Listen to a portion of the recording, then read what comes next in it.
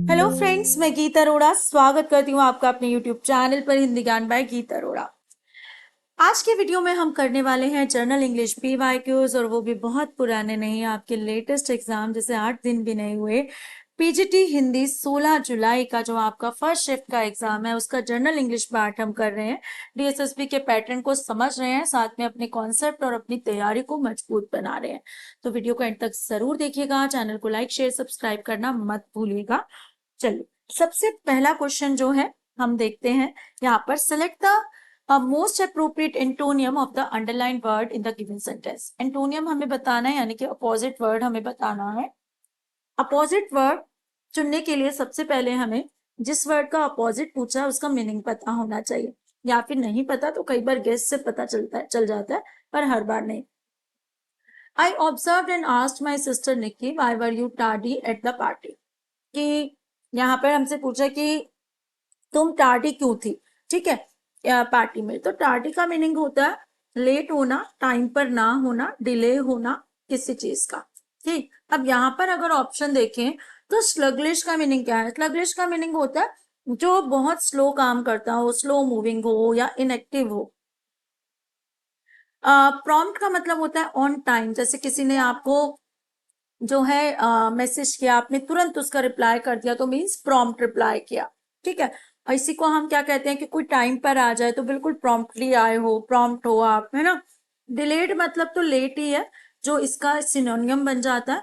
Lethargic हम इस्तेमाल करते हैं अपनी कंडीशन बताने के लिए, कई बार जब हमें कमजोरी फील हो रही हो, काम करने का मन ना हो। अधिकतर डॉक्टर्स के पास जाते हैं ना तो लेथार्जी बोल देते हैं, हम लेथार्जी हो रही है, यानी कि हमें वीकनेस हो रही है। तो सही जो यहाँ पर हमारा ऑप्शन है वो क्या हो जाता है? प्रॉम्प्ट, क्योंकि लेट का अपोजिट क्या एंटोनियम क्या बन जाता है? Prompt. Next question, select the most appropriate negative question tag to fill in the blank.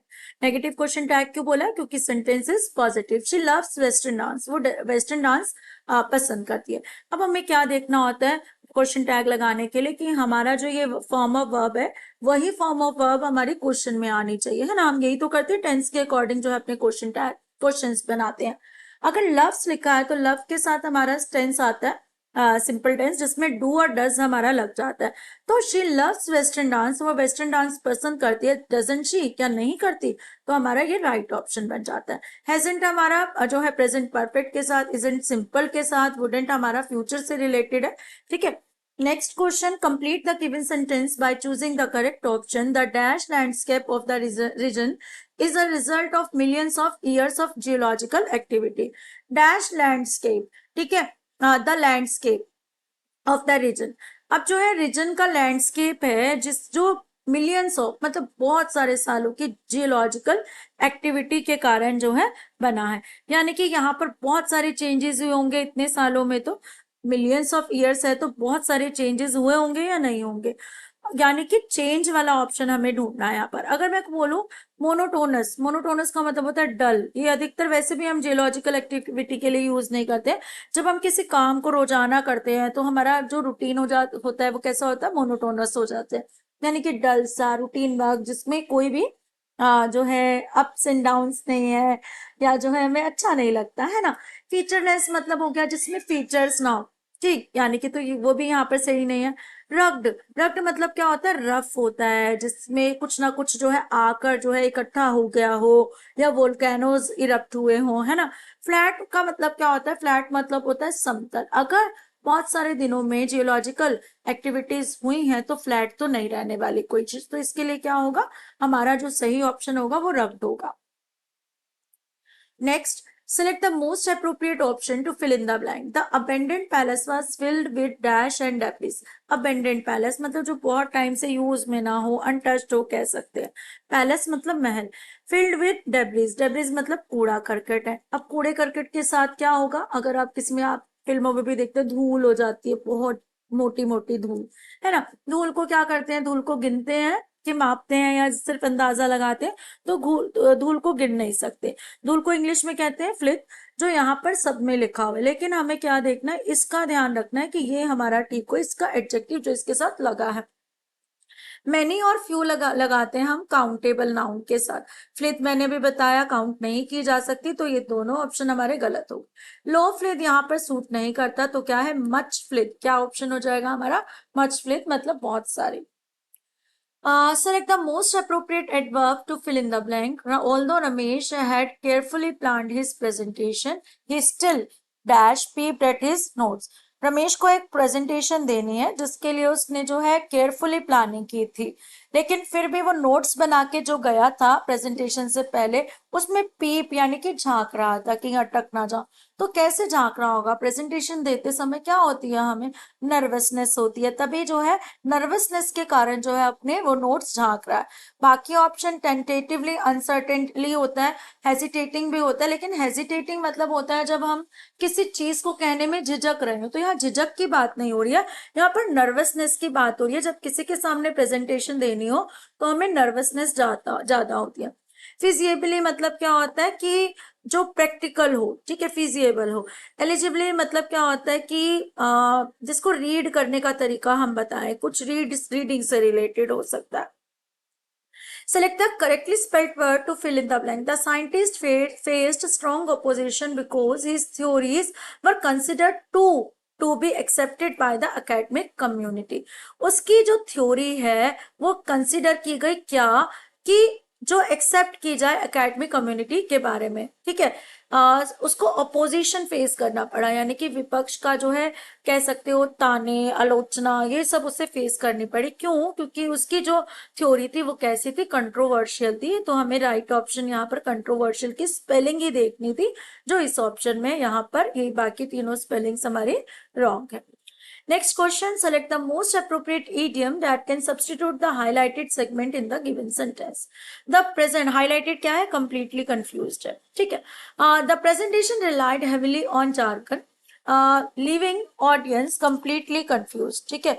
यहाँ पर हमसे पूछा है कि ऑडियंस जो है वो कैसी है, completely confused है। क्यों confused है यहाँ पर? क्योंकि कह सकते हैं हम कि जो शब्द जाल है, जो उसने शब्द बोले हैं वो बहुत ही ज्यादा सही, मतलब शब्दों के घेरे में किसी को बांध लेना, ऐसे ऐसे शब्दों का प्रयोग करना कि कोई समझ ना पाए, तो क्या है कंफ्यूजन। अगर इडियम्स देखें यहाँ पर, on the top of the world, आज मैं ऊपर, आसमान नीचे मतलब हैप्पी होना, top of the world means बहुत खुश होना, तो वो यहाँ पर जो है कंप्लीटली कंफ्यूज को नहीं दिखाता। कटिंग कॉर्नर्स का मतलब होता है डूइंग समथिंग, मतलब इजीएस्ट वे में, बहुत जल्दी से कर दिया। अंडर द वेदर का मतलब होता है कि फीलिंग अनवेल, ठीक है, वेदर के कंट्रोल में आ गया, फीलिंग अनवेल। लेकिन एट सी का जो मीनिंग होता है, एट सी का मतलब होता है उलझन में होना, ठीक है, कि क्या करे क्या ना करे, तो इसके लिए क्या करते हैं, कंप्लीटली कंफ्यूज, ठीक है। हम वैसे आप इसको कैसे याद रखें कि समुद्र के किनारे अकेले जाके खड़े होकर क्या इंसान अपने बारे में, अपनी उलझनों के बारे में सोचने लग जाता है ना, कंफ्यूज होता है, तो उससे आप इसको याद रखें। Select the option that can be used as one word substitute for the given group of words. A business or marketplace that is not active or successful. इसके लिए हमें एक वर्ड चुनना है जो मार्केट प्लेस इनएक्टिव हो गया हो और सक्सेसफुल ना हो, ठीक है।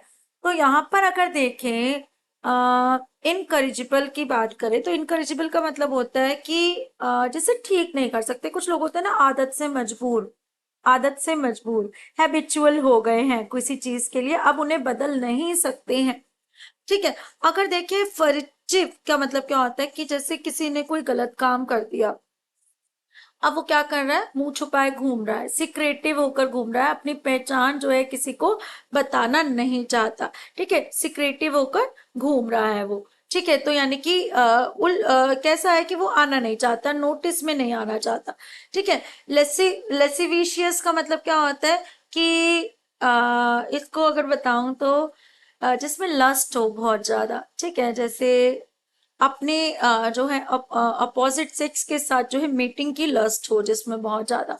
अब यहाँ पर जो है मोरी बंद मैं तो इसको मोरी बंद से ही याद कर लेती हूँ, मोरी मीन्स नाली और बंद हो, यानी कि यहाँ पर भी तो दिखा रहे हैं कि इनएक्टिव है, सक्सेसफुल नहीं है, तो मोरी बंद मीन्स जो इनएक्टिव हो, जिसमें अभी कुछ भी जो है चालू ना हो, तो फर्स्ट ऑप्शन हमारा राइट ऑप्शन है। Select the most appropriate idiom that can substitute the underlined segment in the given sentence.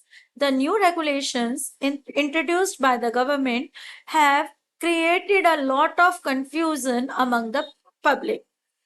बहुत सारी कंफ्यूजन क्रिएट कर दी है पब्लिक के बीच में। ठीक है, किसने न्यू रेगुलेशंस किसने चलाई है? हमारी गवर्नमेंट ने चलाई है। अब जब जो है कंफ्यूजन क्रिएट करने का मतलब क्या होता है? अब पीस ऑफ केक मतलब क्या होता है कि इजी टू डू, जो अभी हमने पिछली इडियम पढ़ी थी ना, वैसा ही कुछ मीनिंग है। ठीक है, easy to cut the corners का जो मीनिंग है लगभग वैसा ही है। ठीक है, ए फेदर इन वंस कैप मतलब क्या होता है? कोई प्राउड फील कर रहा है बहुत ज्यादा। ठीक है, फेदर कैप पर कब लगाएंगे? जब उसने अचीवमेंट पा ली हो। कैप इज रिलेटेड टू मुकुट, है ना। अब बॉर्न ऑफ कंटेंशन मतलब क्या होता है? जब हमें किसी के साथ हम एग्री ना करते हो, डिसएग्रीमेंट हो हमारा किसी के साथ, तो क्या बोलते हैं? A born of contention. बच्चा हमारा है स्ट्रॉम इन टी कप। स्ट्रॉम मतलब तूफान, टी कप में तूफान आ गया, यानी कि लॉट्स ऑफ कंफ्यूजन हो गई है।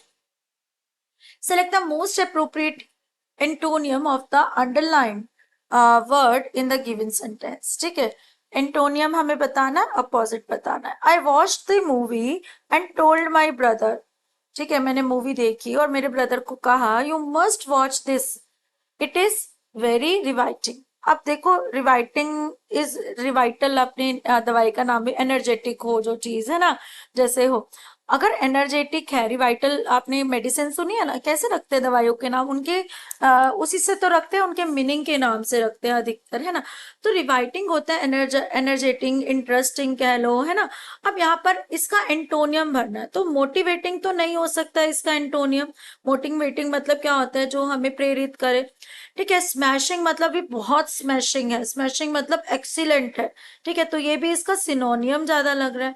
एनर्जाइजिंग भी कैसा लग रहा है? लगभग सिनोनियम लग रहा है, जो एनर्जी दे दे किसी चीज को। लेकिन रिवाइटिंग का जो है अपोजिट क्या हो सकता है हमारा? बोरिंग हो सकता है। क्या हो सकता है? बोरिंग हो सकता है। नेक्स्ट क्वेश्चन हमारा, select the most appropriate question tag to fill in the blank. देखिए सेकंड आ रहा है शायद, है ना, या हाँ सेकंड आ रहा है। They will join us for dinner, वो हमें डिनर के लिए ज्वाइन करेंगे। अब यहाँ नहीं लिखा नेगेटिव या पॉजिटिव, हमें खुद बताना है।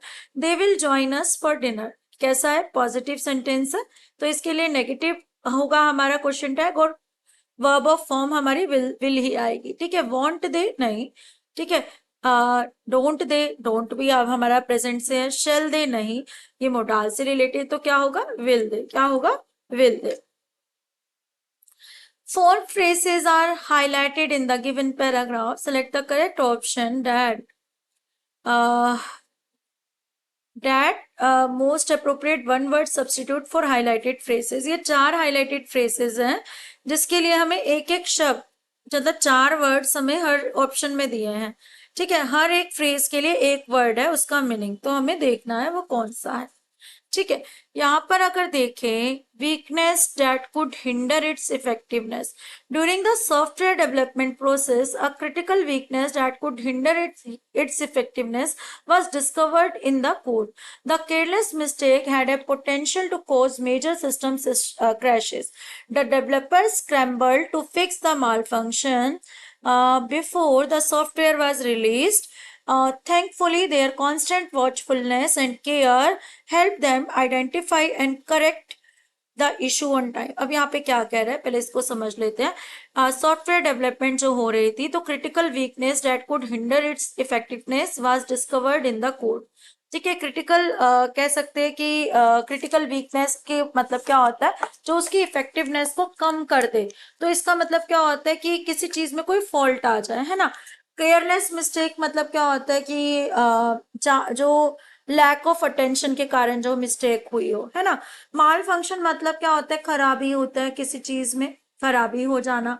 ठीक है, कांस्टेंट वॉचफुलनेस क्या होता है? जब हम किसी चीज को ध्यान से देखें, जैसे हम कहते हैं कैमराज लगे हैं, यू आर अंडर विजिलेंस, यानी कि कांस्टेंट वॉचफुलनेस के अंडर हो, कैमराज लगे होते हैं ना, यू आर अंडर विजिलेंस लिखा होता है ना। अब यहाँ पर देखिए, इंटरप्शन अगर इस वाले ऑप्शन को दे तो इंटरप्शन मतलब होता है रुकावट होता है, ठीक है। तो रुकावट की यहाँ पर कोई बात नहीं हो रही है। ब्लाइंडर मतलब क्या होता है, किसी की चीज में कोई जो है ऑब्स्टेकल आ गया। बर्प का मतलब तो डकार होता है ना, जो यहाँ पर नहीं। एग्रीमेंट का मतलब होता है किसी के साथ कोई डील कर लेना, उसके बाद जो डॉक्यूमेंट साइन करे। इलनेस मतलब बीमारी होता है, जिसका यहाँ कोई यूज नहीं है। वैसे तो मुझे यहाँ पर कुछ और देखना नहीं चाहिए। ट्रिम्फ मैंने अभी लास्ट उसमें भी बताया था। ट्रिम्फ मतलब होता है कि जब हम कोई विजय प्राप्त कर ले। हाउस चोर्स मतलब क्या होता है, जो हम डेली रूटीन के काम करें, है ना, अपने, ठीक है। हाउस चोर के टाइप को बोलते हैं। डेयरीनेस क्या होता है, ये भी मैंने लास्ट वर्ड आया था, ये डलनेस होता है। डेयरी आया था खाली, ठीक है। डलनेस जिसमें जो है कुछ ज्यादा इफेक्टिवनेस ना हो, ठीक है। यहाँ पर देखिए, फ्लो, फ्लो का मतलब क्या होता है, फ्लो का मतलब होता है कोई कह सकते हैं कि जो रुकावट आ जाए किसी चीज में, ठीक है। अच्छा, ब्लंडर मतलब क्या होता है, मिस्टेक हो जाए कोई, ठीक। ग्लिच मतलब क्या होता है, जैसे हम बोलते थे ना, जब ऑनलाइन क्लासेस होती हैं, वॉइस ग्लिच हो रही है, यानी कि माल फंक्शन हो रहा है, रुकावट आ रही है। विजिलेंस का मतलब क्या होता है, देखना, जो मैंने अभी बता दिया। तो यहाँ पर ये चारों वर्ड्स ऑर्डर में इनके मीनिंग बताते हैं। स्ट्रेंथ मतलब है शक्ति, जो इससे रिलेटेड नहीं है। एडवांटेज मतलब फायदा, ठीक है। ग्लिच जो है इससे रिलेटेड नहीं है। अलायंस का मतलब क्या होता है, जब हम किसी के साथ कोई पार्टनरशिप करते हैं उसे क्या बोलते हैं, अलायंस, ठीक है। सेल्फ अलायंस मतलब खुद के ऊपर डिपेंडेंट हो जाना, ठीक है। तो ये सारे ही ऑप्शन ना मिलकर हमारा थर्ड वाला जो है करेक्ट ऑर्डर में जो है हमारे फ्रेसेस के मीनिंग बता रहा है। अगला है, sentences of paragraph are given below in jumbled order, arrange the sentences in correct order. ये हमेशा आता है, ठीक है, जंबल्ड सेंटेंसेस का, जिनमें हमें पैराग्राफ बनाना होता है meaningful. In terms of damage done to a number of economies, it was far more serious in Africa, he said. उसने कहा कि in terms of damage done to a number of economies, मतलब economics worlds की जो है, कह सकते हो कई कंट्रीज में जो है इकोनॉमिक्स पर जो है डैमेज हुआ। बट जो डैमेज अफ्रीका में हुआ वो बहुत सीरियस था। किसने कहा, उसने कहा। अब उसने अगर ये बात कही है तो ये पहला सेंटेंस तो नहीं हो सकता, है ना।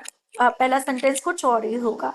लो income countries are increasingly borrowing from private creditors. Private जो लोन देते हैं उनसे जो है लो इनकम कंट्रीज जो है उनसे लोन लेती हैं, ठीक है।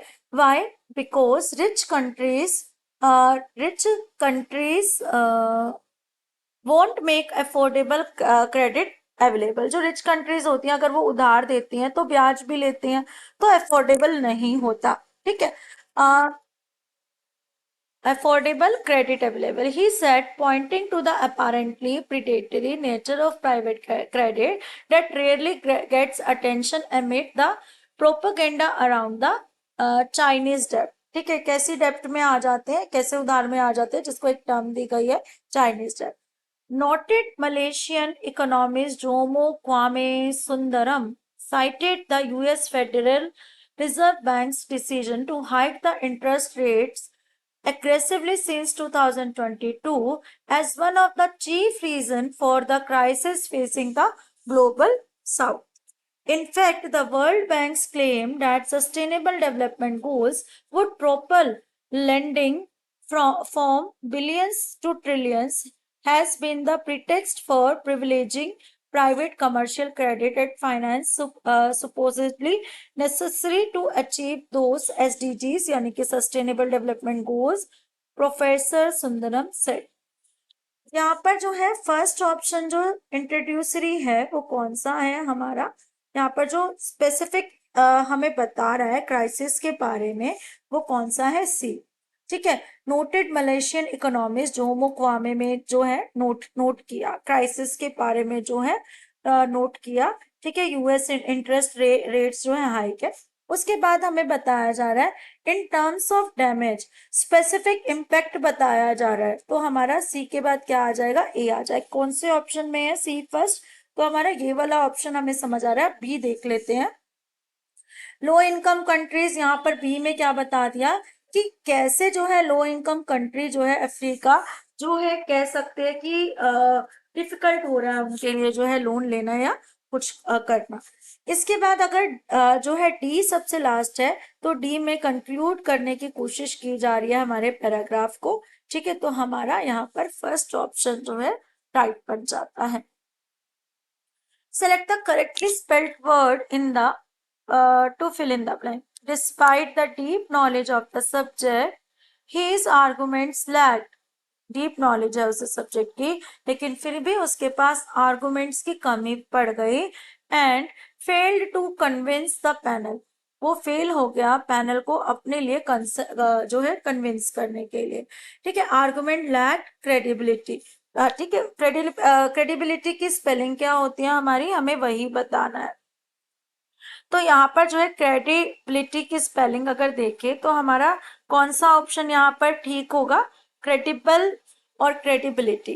ठीक है, तो यहाँ पर जो है क्रेडिबिलिटी हमारा कौन सा ऑप्शन ठीक हो जाता है, यहाँ पर फोर्थ हो जाता है। ठीक है, लैक्ड क्रेडिबिलिटी मतलब क्या होगा, जैसे उसने विश्वास खो दिया किसी का। ठीक है, क्या कर दिया उसने, विश्वास खो दिया। राइट ऑप्शन हमारा फोर्थ है। Sentence of a paragraph are given below in jumbled order, और क्या करना है, हमें करेक्ट करना है इनको। Over time, these repeated patterns of behavior influence the brain's physical structure. यहाँ पर जो है शुरुआत जो है यहाँ से नहीं हो सकती है, जो क्योंकि यहाँ पर क्या बता दिया, these brain structures repeated patterns of behavior बता दिया, यानी कि पैटर्न ऑफ बिहेवियर्स के बारे में पहले भी बात हो चुकी है। Habits are powerful because they are driven by consistent cues and rewards. ठीक, इसके बाद क्या है, this phenomena is known as neuroplasticity. And neuroplasticity किससे कहते हैं वो देखना पड़ेगा। When a habit is repeated often enough the brain starts to automate it. That is my breaking a bad habit can be as challenging as learning a new skill. तो यहाँ पर हमें इंट्रोड्यूस किया जा रहा है बी में, habits are powerful because they are driven by consistent cues and rewards. हमारे जो है, हम किसी हैबिट को क्यों बनाते हैं, क्योंकि कहीं ना कहीं हमारे ब्रेन में जो है उसके लिए रिवॉर्ड्स पहुंचते रहते हैं, सही हमें अच्छा लगता है। ठीक है, और यहाँ हम जो है पॉजिटिव फील करते हैं किसी भी चीज से। ठीक है, तो बी अगर हमारा फर्स्ट है ऑप्शन, उसके बाद क्या है, when a habit is repeated often enough the brain starts to automate it. Brain उसको ऑटोमेट करना शुरू कर देता है। तो बी के बाद डी आ रहा है, समझ आ रहा है, तो यहाँ पर सेकेंड ऑप्शन को मिला लेते हैं क्योंकि बी के बाद डी इसी में है। Over time these repeated patterns of behaviour, repeated patterns किसे कहा गया, हैबिट्स को, influence the brains physical structure. ठीक, इसके बाद क्या है कि अगर ए है तो C, this phenomena is known as neuroplasticity. ये जो ब्रेन का स्ट्रक्चर, फिजिकल स्ट्रक्चर चेंज होता है, इसे क्या बोलते हैं, न्यूरोप्लास्टिसिटी। ठीक, इसके बाद जो है क्या समझ आ रहा है, हमें सी के बाद आ रहा है ई। ई क्या है, that is why breaking a bad habit can be challenging as learning a new skill.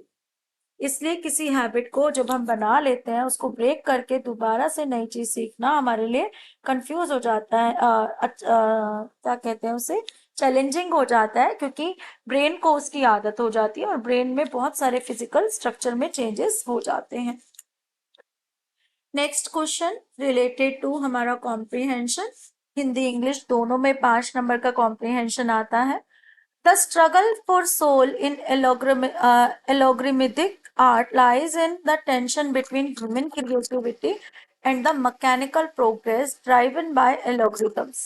Algorithms क्या होता है, AI related art जिसे हम कहते हैं, जो क्या कर रही है, हमारे ह्यूमन क्रिएटिविटी को पीछे छोड़ रही है। आप देख रहे हैं, अगर रील्स भी खोलते हैं, मूवीज भी देखते हैं, तो AI से बहुत सारी चीजें जो है स्ट्रक्चर की जाती हैं।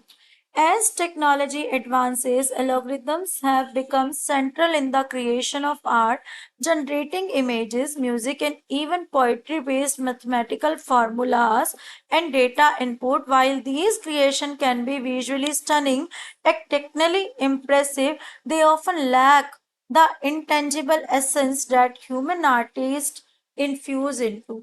हालांकि ये सब आर्ट जो है बहुत ज्यादा इम्प्रेसिव होती है, लेकिन एक कमी होती है, जो ह्यूमन आर्टिस्ट होते हैं वो इसमें क्या डालते हैं, अपना एसेंस डालते हैं, अपनी भावनाएं डालते हैं, जो हमें एआई में नहीं मिलता। एआई में हमें भावनाएं नहीं मिलती। देयर वर्क द सोल, अपनी आत्मा डालते हैं, ठीक है, अपना काम डालते हैं। As its core, the soul of art is the expression of emotion, individuality, and experience. Human create with intent, often driven by personal struggle, dreams, or social commentary. This depth of emotion resonance is difficult to replicate with algorithms as they are bound by the preset. Algorithms क्या होती है? Preset जो है planning होती है technology में, computer software में, जिसके अकॉर्डिंग जो है एल्गोरिदम्स हमारे लिए आर्ट क्रिएट करती है। लेकिन ह्यूमन जब किसी आर्ट को क्रिएट करता है तो उसके पर्सनल स्ट्रगल होते हैं, उसके ड्रीम्स होते हैं, सोशल कमेंट्री होती है जो उसके दिमाग में चल रहा होता है, उसके डेप्थ ऑफ इमोशंस होते हैं जो अपनी आर्ट में वो डालता है। Parameters and logic, preset parameters और लॉजिक पे क्या चलती है? हमारी एल्गोरिथम्स चलती हैं।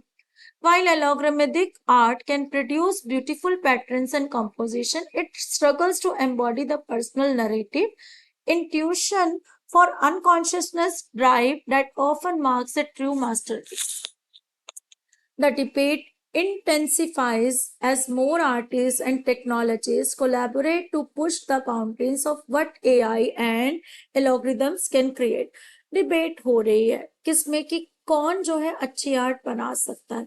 Some argue that algorithms, when programmed with advanced learning capabilities, can evolve the mirror human creativity over time. कि कुछ मानते हैं कि एल्गोरिथम्स जो है आगे आने वाले समय में क्या करेंगे? ह्यूमन क्रिएटिविटी को समाप्त करके खुद ही ह्यूमन की तरह क्रिएटिविटी शुरू कर देंगे।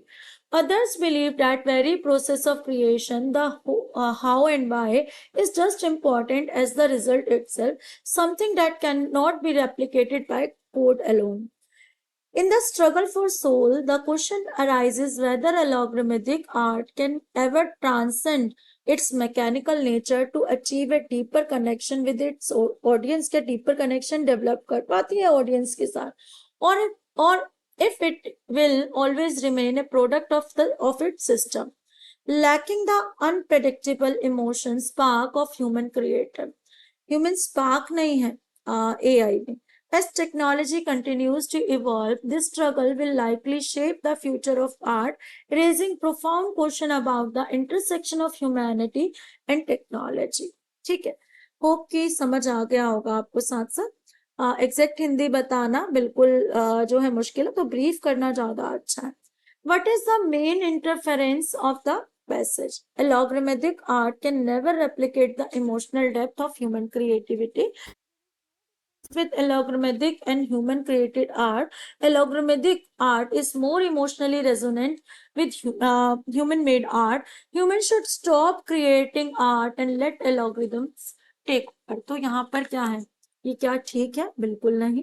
ठीक है, algorithmic sorry art more emotionally resonant नहीं, ह्यूमन से ज्यादा जो है इमोशनल नहीं हो सकती है। देयर इज नो डिफरेंस, बिल्कुल नहीं डिफरेंस है, यही हम बता रहे हैं। ये कभी रेप्लिकेट नहीं कर सकती है इमोशंस की डेप्थ को, ह्यूमन क्रिएटिविटी को। तो हमारा फर्स्ट ऑप्शन ठीक है।